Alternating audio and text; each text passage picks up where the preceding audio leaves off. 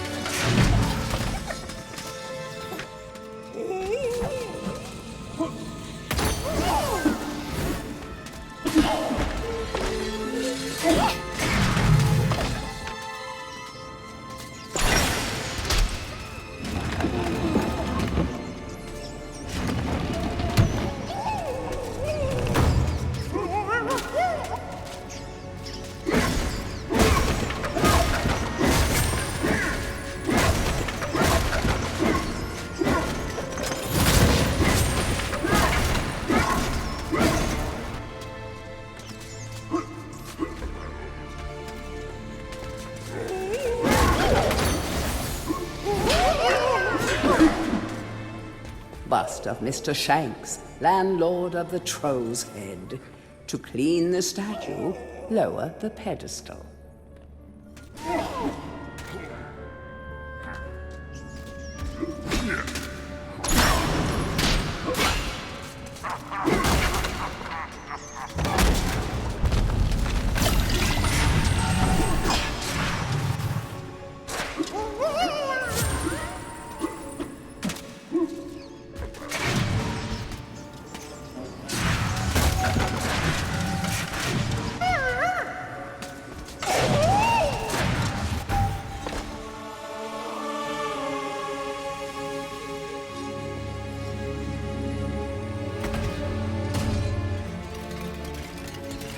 Hurry, comrades, tear this place apart. If we don't find the shadow artifact, Lord Zarek will have us mucking out the demons for the next millennium.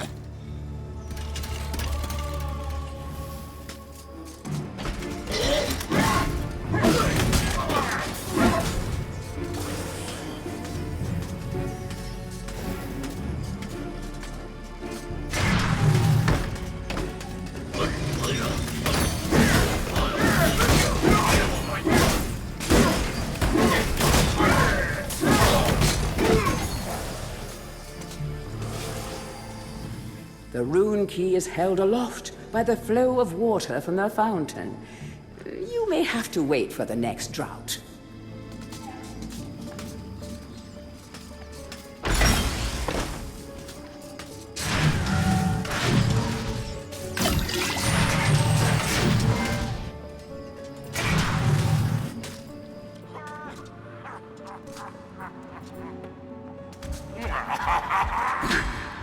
History of Gallowmere, Volume 1.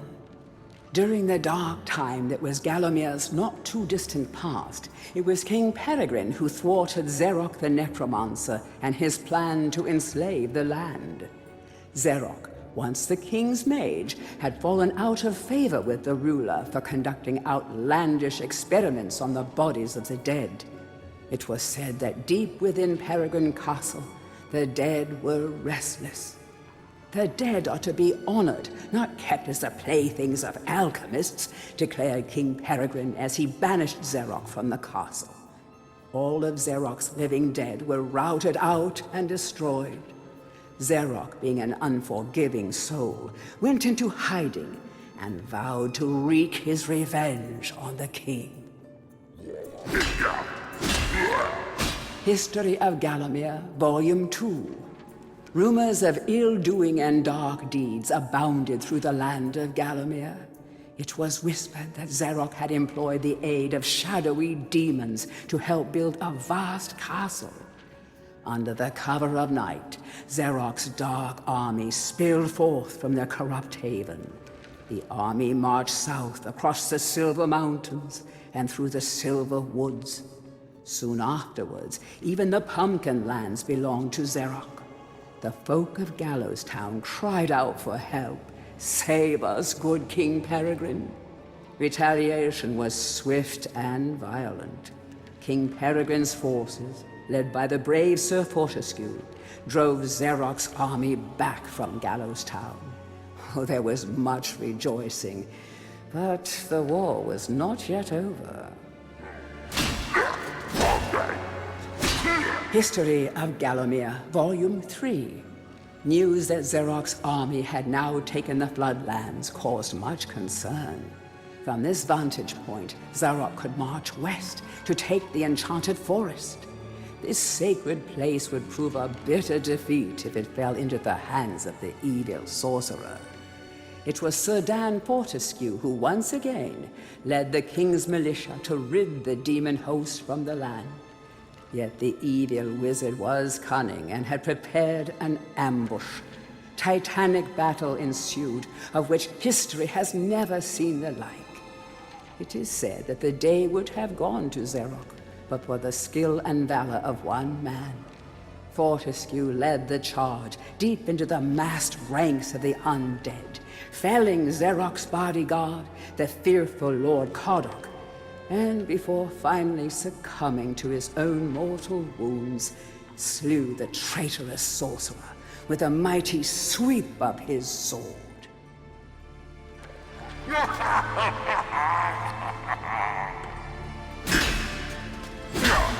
History of Gallowmere, Volume 4. The forces of evil were destroyed, but at a terrible price. None but a handful of the king's militia returned from that field. Gallowmere lost a whole generation of young men that day, including Canny Tim, the legendary crossbowman, and Fortescue's second-in-command, who fell in the first volley of arrows. Xerox's body was never found, though if it lies unmourned in an unmarked grave, then no one in Gallowmere would shed a tear. The shadow demons that had fallen under Xerox's banner were unnatural creatures that did not belong in the world of mortal men. The king declared that they be banished, entombed under the pure earth of the enchanted earth. Imprisoned within an impregnable box of the king's design, the demons were buried deep underground. Their tomb was sealed with a magical device that has since come to be known as the Shadow Artifact. Tourist's Guide to Gallowmere, Part 1. The land of Gallowmere is a wondrous land of breathtaking sights and adventure. If it's beauty you are looking for, be sure to check out the sights of the Enchanted Forest. Scale the heights and see the nests of giant dragon birds. Seek out weird and wonderful plant life. Go ooh and ah at the sight of baby dragon toads splashing about in the crystal clear ponds. Why not take a walk through the Pumpkin Valley? Pumpkin is Gallowmere's favorite dish, and about now the valley is just bulging under the weight of young podlings awaiting harvest.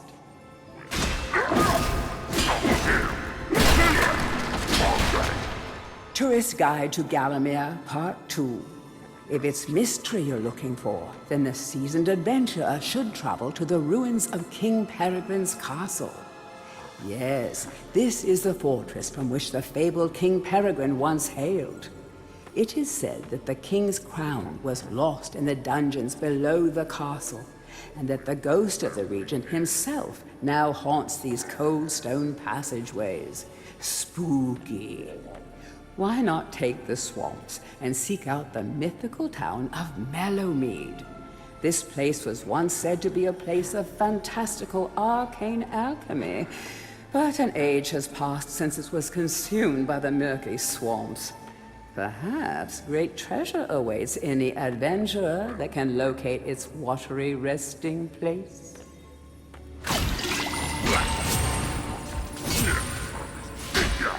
To whom it may concern, I must make haste, for Xerox's men will be here within the hour. I have taken the crucifix from the church. It is the key to a key. I used the cross to make the attached cast. Then I had it destroyed.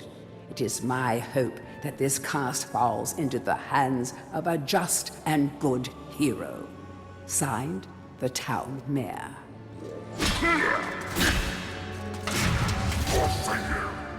Heroes from History, a retrospective. Chapter 1. In addition to being the strongest man who ever lived, Stanyer Ironhewer was unsurpassed in his skill as a blacksmith. He was equally happy pounding on his anvil at home as he was pounding on someone's head in battle. It was said that his only fear was the end of the village smithy as the focus of manufacture in favor of more centralized units. As if.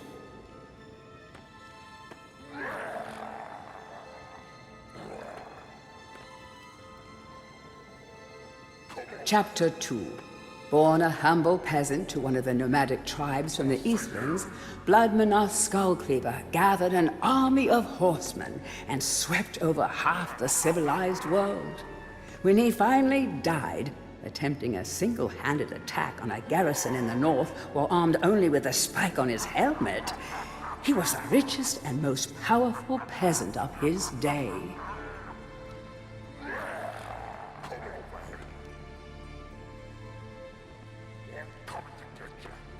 Chapter 3.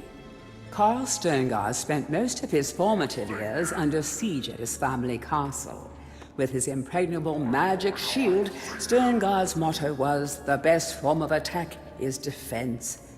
Sadly, his shield couldn't protect him against poor eating habits, and he died during a post-battle feast while swallowing a large sausage he had failed to chew.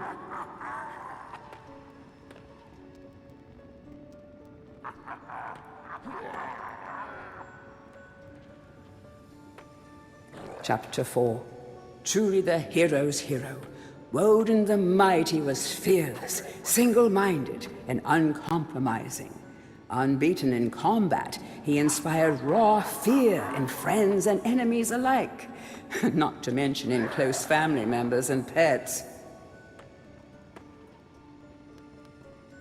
Chapter 5. Trained from birth in all forms of combat, Imanzi Shongama was the warrior queen of a tribe of Amazons. The bold and the beautiful Shongama banished all males from her territory, except the handful she kept on to mow the lawns of her people. Chapter 6. A full-time mother and homemaker, Megwin Stormbinder had to defend her settlement from barbarian raiders while the menfolk were away on a hunting trip. She fought off repeated attacks, armed only with a pitchfork and a rolling pin, and with one arm holding her baby. Legend has it that the gods, impressed by her indomitable courage, intervened and added thunderbolts to her arsenal. She won the battle with a couple of bolts to spare on her husband when he finally returned.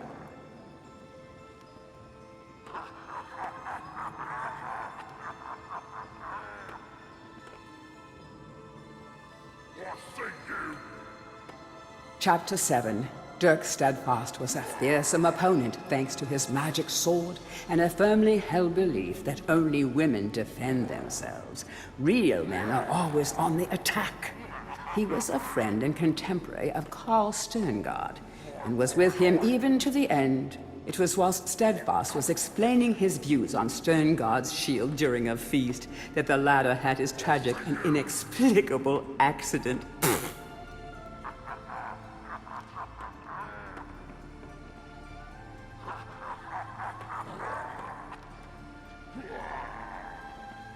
Chapter 8. Descended from the finest centaur bloodstock, Raven Hooves the Archer was the last prince of his people.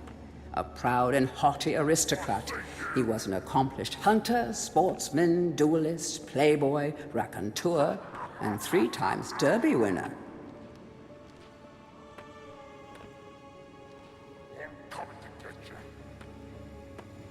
Chapter 9. captain of the militia in the time of King Peregrine, Sir Daniel Fortescue found fame when he killed the renegade wizard Zerok. A career soldier raised in the royal household, he was adored by the men under his command and renowned for his loyalty to Galloway. It was said that Fortescue was always destined for greatness. With his square jaw, steely gaze, and thick shock of hair as black as raven's wings, he looked every inch the hero.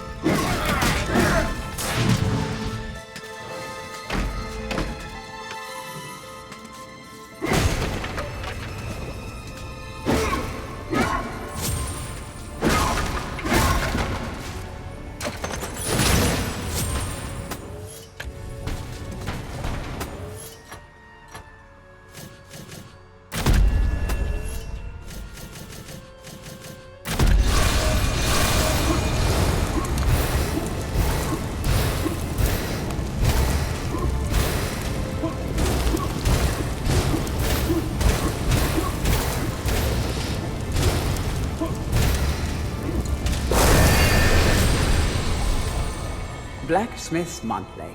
Old man Willie Green of Gallowstown was awarded Smithy of the Season by our readers. His outstanding casts have produced many intricate and hard-wearing iron goods and sculptures. Willie only uses the finest of metals in his work and is particularly noted for his magnificent busts. Old man Willie was quoted as saying, "Aye, when I get pumping on me bellows, there's no stopping me. It's all in the rhythm, up and down, up and down. I've always been inspired by the stories of Stanya Ironhewer, the greatest smithy there ever was."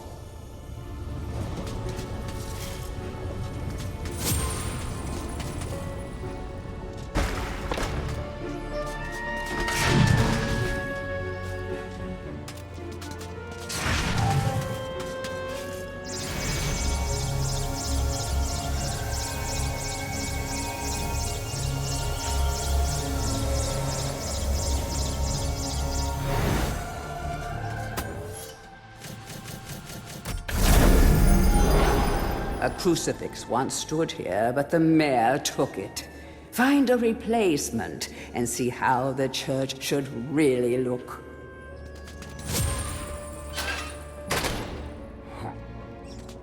Dear Sir or Madam, on my travels across Gallowmere, I have come across many mysterious and enchanting finds. However, that which filled me with deepest dread was that bully boy Zerok will stop at nothing to retrieve this item. I fear that he already knows that it is I who possess it. Yours fearfully, the town mayor.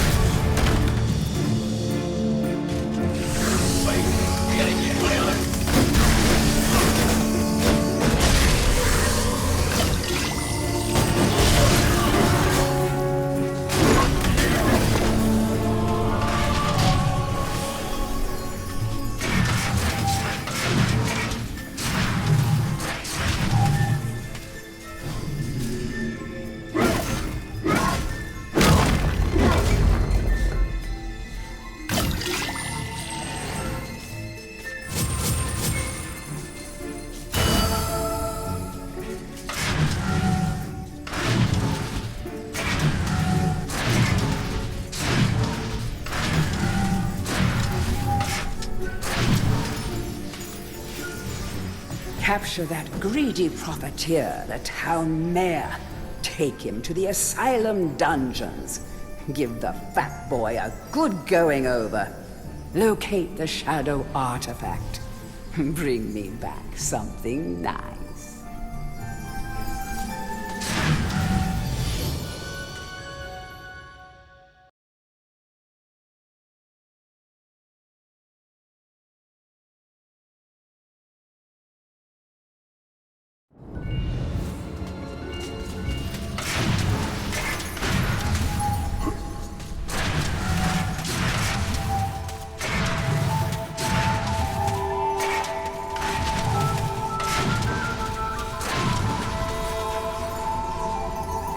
Look at you running around in your bones, Fortescue. You're so nouveau day. I, Ravenhooves, last prince of the centaurs, have not galloped the earth in over 10,000 years. Do yourself a favor, Fortescue. Take my longbow, more powerful than a crossbow. The option of flaming arrows, it is truly the weapon of noblemen. Congratulations! You don't quite have my breeding, Mr. Johnny-come-lately, but there's hope for you yet.